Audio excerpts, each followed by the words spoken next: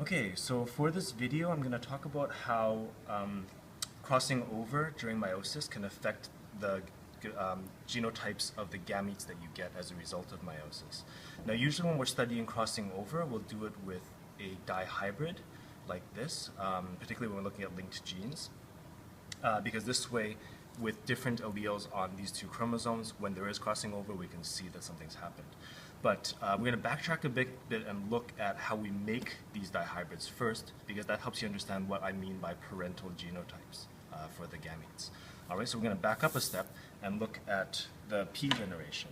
All right, so if we want to make some dihybrids so that we can study crossing over and recombination, we usually start with pure breeding strains. All right, so we have a pure breeding mother here who is pure breeding for all the dominant alleles. So you notice that she has big A and big B for both of her chromosomes, and these two sister chromatids have the same alleles. And then for the father is also pure breeding, but for all the recessive alleles, so small a, small b, small a, small b, for all of these chromatids. All right, now for each of these parents, when they undergo meiosis, they'll pair up as a homologous pair, as a tetrad, and then during meiosis 1, they'll be separated into two haploid cells, right, each with a replicated chromosome. And then in meiosis 2, the two sister chromatids will separate, and that will give us two gametes there, and two more gametes here, for example. Okay, and notice that all of them are the same. They all have a big A, small a and a small b, because that's all that the parent had to begin with.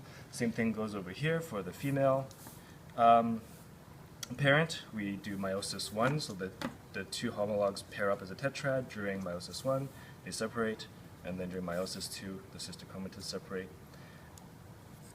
Right, and we're kind of working with, we started off with a 2n equals 2 cell, and now we have an n equals 1 cell. So we're keeping it very, very simple, just one chromosome per gamete. Okay, so these are what we call now the parental gametes. All right, so these are, for example, the egg. Well, one of these will be the egg that the female made, and all four of these will become sperm cells. And so when these parental gametes fertilize each other, that's when you will get an F1 dihybrid. So this cell here is a dihybrid cell. It's got 2n equals 2, it's got two chromosomes, but it's dihybrid because for these two genes, they are heterozygous. They have a big B and a small b, and a big A and a small a. All right? So these are all just leftover parental gametes here. So notice parental gametes, when we're talking about like the genotype of the parental gametes, we mean big A with big B and small a with small b, as we saw in the original parents. Okay, so remember this. Parental gametes means big with big, small with small, as we saw for the parents that made this dihybrid. Okay, so from now on we're going to look at these dihybrids and look at, okay, what happens when this individual starts to have sex itself, and so it does, before that has to do meiosis to make gametes. All right, so before meiosis you have to do DNA replication, which will give you two replicated chromosomes like this. All right, so notice that we went from having one chromosome with small a and small b. When it replicates, we then get two sister chromatids, which again have the exact same alleles, small and small, big and big. Okay, so these are the F1 dihybrids we're going to work with. And as we do meiosis, we're going to see, okay, the results of meiosis from the cell. Do the gametes have these parental genotypes, right? Meaning they have small and small, big and big in those gametes, or do they have something else? Do they have a mixture of a big and a small, or a small and a big? Okay, so we're going to see how that works. So we're going to take this F1 dihybrid cell and we're going to do meiosis in 3 different situations, okay? So the first situation is we'll do meiosis and there's no crossing over between these two chromosomes, okay?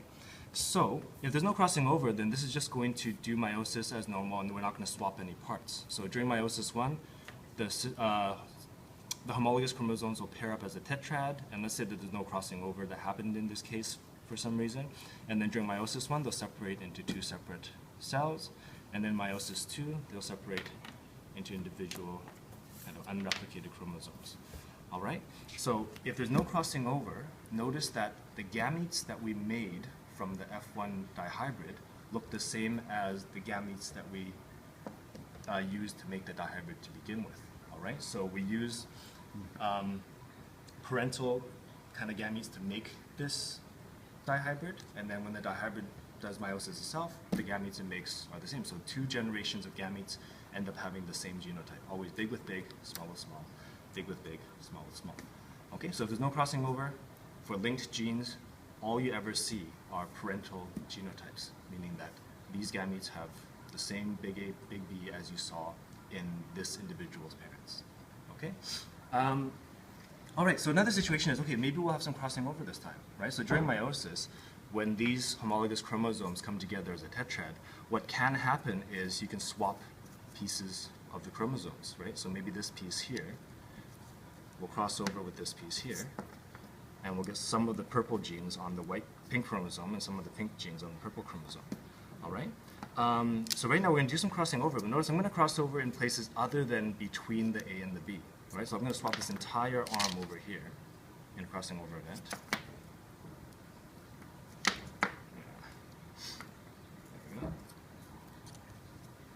All right, so we've now made some recombinant chromosomes here, where we have some purple and some pink parts, all right, due to these crossing over events. Okay, and this is happening during meiosis 1. So now, at the end of meiosis 1, we'll separate these two chromosomes, right, and they look kind of different now. We have a mixture of big and small alleles in these replicated chromosomes. But notice that when we do meiosis 2, and we separate them into separate daughter chromosomes here, all right, daughter cells here, you'll notice that we still have the same combinations of alleles that we had in the parental gametes, right? So we still have small a, small b, small a, small b, big A, big B, big A, big B, right? So even though we had crossing over occur, right, if the crossing over didn't occur between A and B, right, we don't separate these two, right? We still see parental genotypes. We still see big and big, small and small. Okay, so that's the second situation. Crossing over doesn't necessarily give you a new type of gamete when it comes to these two genes. All right, so next situation. Let's do some crossing over again, but this time, let's cross over in between the two genes. Okay, so during meiosis 1, when they come together, we're going to cross over in between the A and B gene here and here. All right, so we've swapped a piece of DNA. Okay, and then during meiosis 1, we separate the homologous chromosomes. Meiosis 2, the sister chromatids split apart into sister chromosomes, even though 2 of these chromosomes are now recombinant. Okay, now look at the result. Now we have something different. So these two here are still have the parental genotype. Right? So just like the parents that made this dihybrid to begin with, we have small a with small b, big A with big B. But because of crossing over happening between A and B genes here, we now have a new combination. Okay? We have a small a with a big B, which we hadn't seen previously. We have a small b with a big A. All right?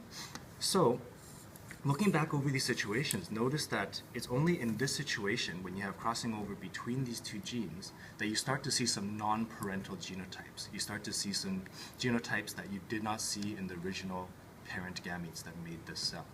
Okay? So that's why when genes are linked, generally speaking, you'll expect most of the gametes, right, if they're fairly closely linked, you'll expect most of the gametes to have parental genotypes, big with big, small with small, if that's what we started with. Right? And in rare cases where there's a crossing over event between A and B, that's when you'll actually have these non-parental or recombinant genotypes in the gametes. All right? So that's how we can create recombinant ones. Now, just one more thing. So that's basically when you have linked genes and looking at crossing over between the genes versus not between the genes. So one last thing I want to look at is, okay, so what if the two genes are not on the same chromosome at all, so they're not linked? So that's another situation we looked at. So if they're not linked, they're going to undergo independent assortment. All right, so for this cell here, right, notice that we have the A gene on this longer chromosome, chromosome 1, and we have the B gene on the shorter chromosome, chromosome 2.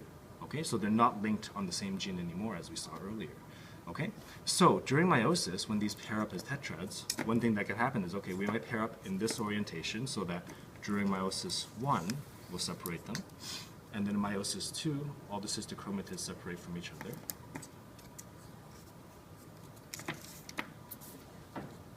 And you'll notice that the result is we see the same parental genotypes again. Big A, big B, big A, big B, and small, small, small, small.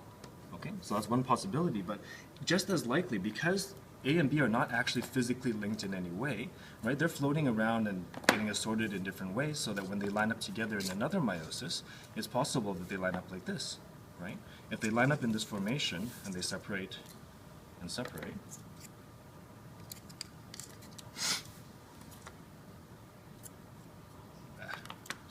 So you'll notice that in this case, every single one of these gametes ends up being recombinant. It ends up being a non-parental genotype, non-parental combination. So we have big with small, or small with big, small with big. All right? Now, because these two situations are equally likely, right? When you're looking at A and B genes that are on different chromosomes, meaning that they are sorted independently, you would expect to see equal amounts of these parental genotypes and these non-parental genotypes in the gametes that the F1 dihybrids make. Okay, so that's one of the ways you can tell apart this situation where the genes are on different chromosomes from the linked situation we just talked about, right? Because in the linked situation, you would expect to see these parental ones way more often and these recombinant ones less often because you need a crossing over event to make them. Okay, so we'll talk more about this in lecture. Thank you. I'll see you soon.